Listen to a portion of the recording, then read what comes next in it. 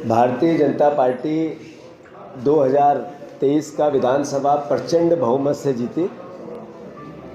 जो कारण पता चले उसमें सबसे बड़ा कारण था लाडली बहना का प्रलोभन।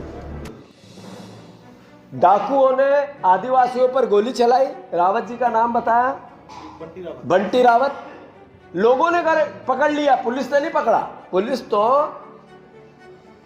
बीजेपी के गमछे में काम कर रही थी, और जो पुलिस की वर्दी में गमछा पहन के काम नहीं कर रहे थे, वो पुलिस की किराए की वर्दी लेके बीजेपी के कार्यकर्ता सीआरपीएफ की वर्दी पहन के सारे बहुत से पोलिंगों पे हमें दिखे थे। ये शिकायत भी हमें आई।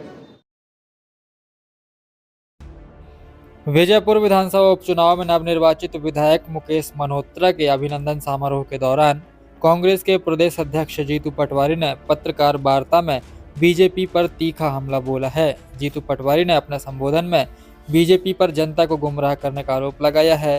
कांग्रेस की जीत को जनादेश का प्रतीक बताया है। महंगाई और बेरोजगारी पर प्रहार किया है और भविष्य की रणनीति पर जोर दिया है।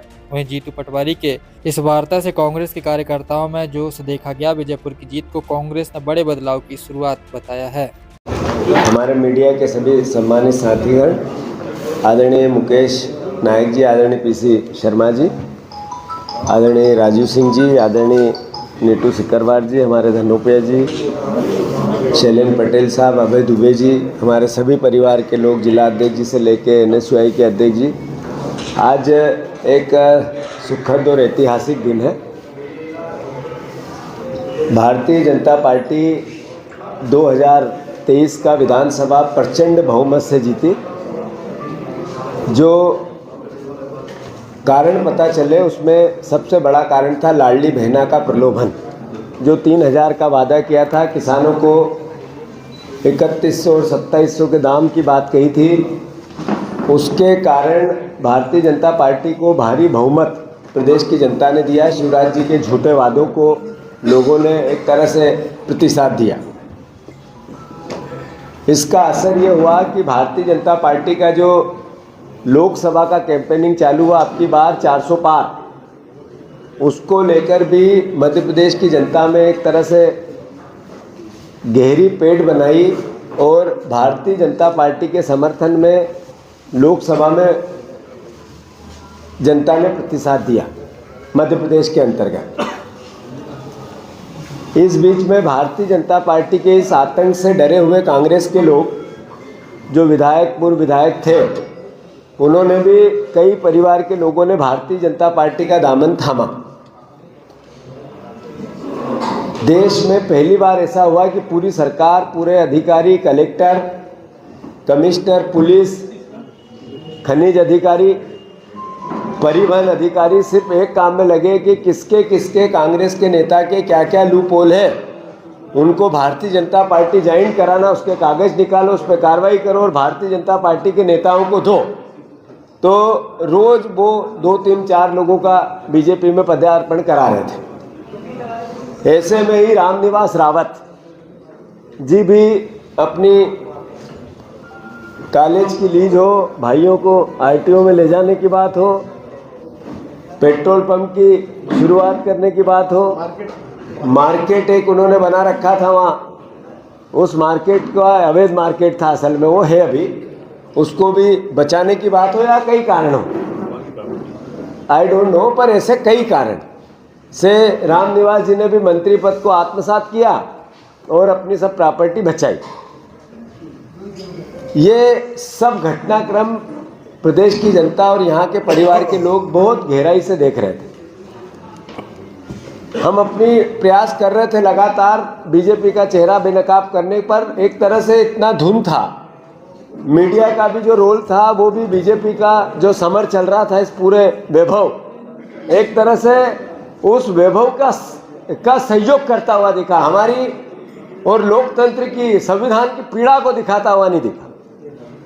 2 दिन पहले संविधान दिवस था, तो मैंने शाहजहाँपुर में एक बात कही थी कि बाबा साहब अम्बेडकर ने संविधान की भूमिका में लिखा था कि जिस हाथ में संविधान रहेगा वो उसका उपयोग और दुरुपयोग कैसा करेगा, वो उस व्यक्ति के ऊपर निर्भर है जिसके हाथ में संविधान की रक्षा करने का दायित्व है, या उसको चलाने का दायित्व है, उसको निर्वहन करने का दायित्व है।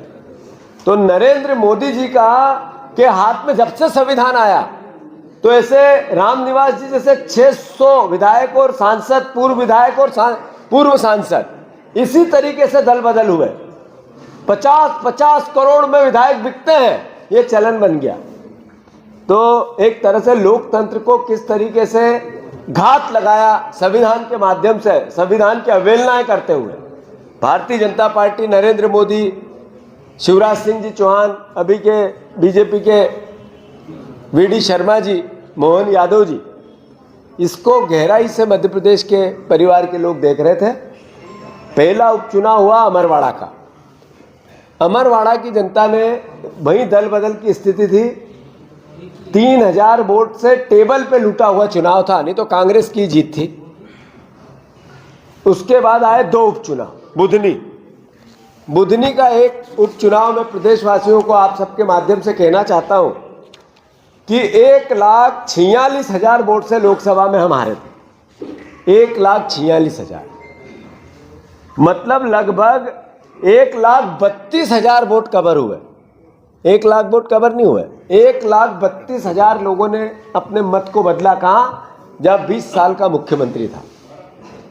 यानी परिवर्तन 95 टाइम्स लोगों के मानसिकता में चेंज आया। बीजेपी से लोग थक गए, बीजेपी को हटाना चाहते हैं, और बीजेपी को भी इसका आभास है। अगर आभास नहीं होता तो निर्मला सप्रे जी का इस्तीफा कराते। उनको बीजेपी में ले लिया और फिर घड़ी के उस कांटे की तरह बीच में लटका के नहीं रखते, त्रिशंकु जैसा। बिल्कुल।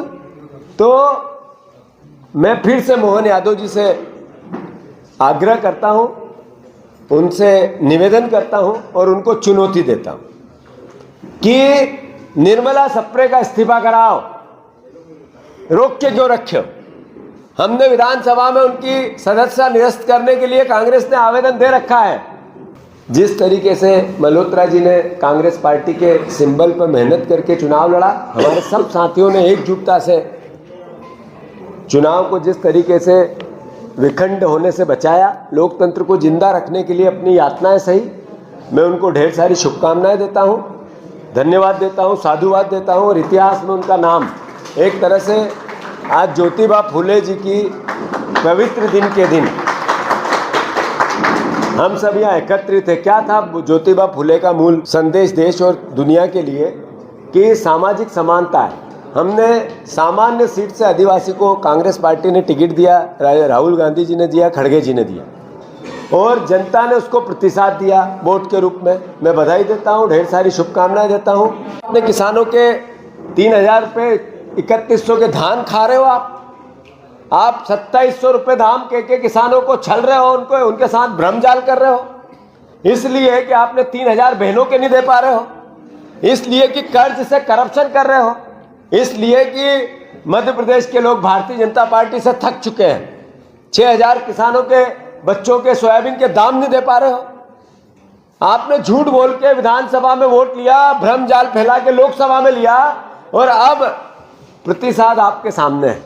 मैं बीजेपी को फिर से आग्रह करता हूं और चुनौती देता हूं, निर्मला सप्रे का इस्तीफा कराओ, हम चुनाव के लिए तैयार हैं। अब रही बात विजयपुर की, जैसा नीतू सिकरवार जी ने कहा कि किस आतंक के साए में चुनाव था। डाकुओं ने आदिवासियों पर गोली चलाई, रावत जी का नाम बताया, बंटी रावत। लोगों ने पकड़ लिया, पुलिस ने नहीं पकड़ा। पुलिस तो बीजेपी के गमछे में काम कर रही थी, और जो पुलिस की वर्दी में गमछा पहन के काम नहीं कर रहे थे, वो पुलिस की किराए की वर्दी लेके बीजेपी के कार्यकर्ता सीआरपीएफ की वर्दी पहन के सारे बहुत से पोलिंगों पे हमें दिखे थे। ये शिकायत भी हमें आई, यही बुधनी में भी आई और यही विजयपुर में भी आई। मुझे बताया गया विशेष सूत्रों से कि तोमर साहब का हथकंडा है ये, वो संवैधानिक पद की मर्यादा को नहीं समझते। उन्होंने खुद ने भी रोज प्रचार किया, 5-5, 7-7, 8-8 लोगों की मीटिंगें ली। मैं गलत तो नहीं कह रहा हूँ? 100 सभाएं करी, और अपने कार्यकर्ताओं को ट्रेनिंग दी कि पोलिंग लूटना है तो क्या तरीका हो सकता है, तो सीआरपीएफ की किराए की वर्दी लाओ, अपने कार्यकर्ताओं को पेलाओ और जनता को भगाओ। ये हथकंडे भी विजयपुर में अपनाए गए। अभी मुकेश जी अपनी बात और ज़्यादा आगे कहेंगे, पर जैसा मैंने कहा, नीटू सिकरवार, अशोक सिंह जी, जयवर्धन सिंह जी, लाखन सिंह जी, बैजनाथ कुशवाहा जी, पंकज उपाध्याय जी, दिनेश गुजर जी, सतीश बाबू जंडेल जी, साहब सिंह जी गुजर साहब, हमारे देसाई जी, देवेंद्र, अपना हमारे वो अपने राजे जी, सारे और विधायक, डग्गी राजा जी पूर्व विधायक जी, फिर हमारे राव यादवेंद्र सिंह जी, फिर हमारे अपने शिवपुरी के वीरेंद्र सिंह जी, पंकज उपाध्याय जी, अपने मुरैना के और सारे हरिबाबू राय जी, ऐसे कई विधायक हमारे, इन्होंने करवा चौथ नहीं मनाई, अपनी पत्नियों से मोबाइल पे ही दर्शन देके उनको खाना खाने का आग्रह किया। नीटू ने भी किया, लाखन सिंह जी ने भी किया। दिवाली सबने वही मनाई कार्यकर्ताओं के बीच में, एक दिया लोकतंत्र के लिए, यही था नारा हमारा, एक दिया लोकतंत्र के नाम। हमने गांव गांव हमारे कार्यकर्ताओं ने जलाया।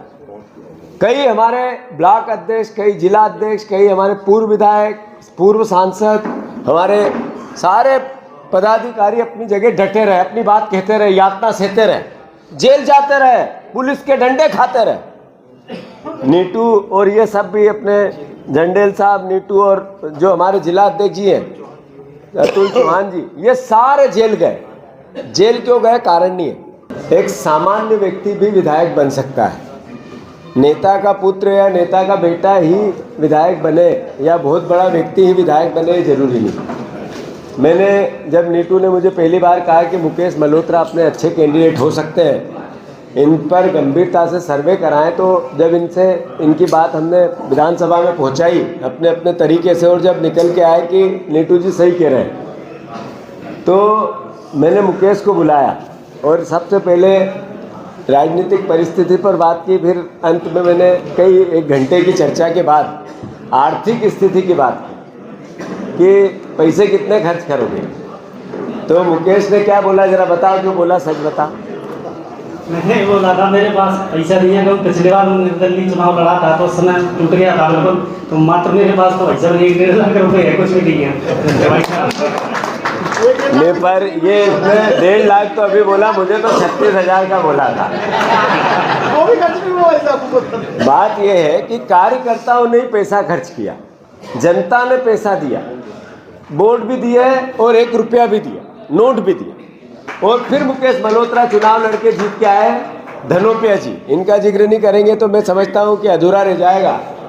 ऐसा एक दिन नहीं था जब हम 5-5, 6-6 शिकायत नहीं करते थे। 100 से ज़्यादा बुधनी और विजयपुर की शिकायत, जो शिकायत की सब सही निकली, पर चुनाव आयोग ने आंख पे,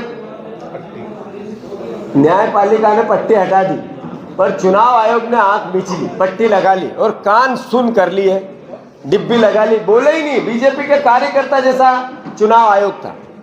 तो कलेक्टर कमिश्नर की बात तो हुई, पुलिस की हुई, पर चुनाव आयोग भी लोकतंत्र की हत्या में प्रमुख हथियार बना इस पूरे चुनाव में। मैं समझता हूं कि बाबा साहब अम्बेडकर का, ज्योतिबा फुले का, हमारे संविधान का अपमान किया इन लोगों, तो इनका भी हम निंदा फिर से करते हैं। ऐसा नहीं चुनाव जीत गए तो भूल जाएंगे इनको।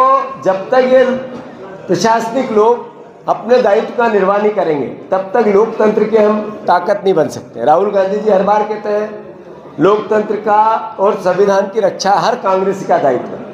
तो जो अधिकारी अब बीजेपी का नौकर बन के काम है, तीनों अधिकारी जो चुनाव आयोग में थे वो, और कलेक्टर और ये एसपी, ये लाल डायरी में है। इनको तो सजा मिलेगी मिलेगी, एक न एक दिन, रुक नहीं सकती है। पर जो अधिकारी और भी करेंगे, बुधनी में भी आंगनवाड़ी की कार्यकर्ताओं को अंदर बिठा दिया, जो हमारे पटवारी और जो तहसील के कर्मचारी, उनने भी सबने वोट डाले। उसके बाद बुधनी का चुनाव लूटा है। नहीं तो चुनाव बुधनी भी कांग्रेस जीती है, राजकुमार पटेल जीते, वो हारे नहीं। उनकी गाड़ियां 7-8 फोड़ दी पुलिस चारों तरफ से, और 5-6 गाड़ियां फोड़ दी गोपाल, इनके रमाकांत भार्गव जी के लोगों ने शाहगंज में। तो कुल मिला के जो बुधनी आ रहे हैं ये बीजेपी के तांडव और लोकतंत्र की हत्या से आ रहे हैं। और जो विजयपुर जीते वो 50,000 की जीत थी जो इतने कम पे आई। प्रशासन ने अपना काम किया। फिर से मैं आदरणीय पीसी शर्मा जी हमारे महाराष्ट्र में लगे थे, वहाँ भी पोलिंग बूथों को लेके कितनी अत्याचार हुई, मशीनों पे अत्याचार हुए। तो मैं मुकेश मल्होत्रा जी को ढेर सारी शुभकामनाएं देता हूँ, राजकुमार पटेल जी को भी शुभकामनाएं देता हूँ, वो भी हमारे विधायक हैं, और सभी सम्मानित जिनने जिनने काम किया दोनों विधानसभाओं में ढेर सारी शुभकामनाएं, बधाई और आभार। धन्यवाद।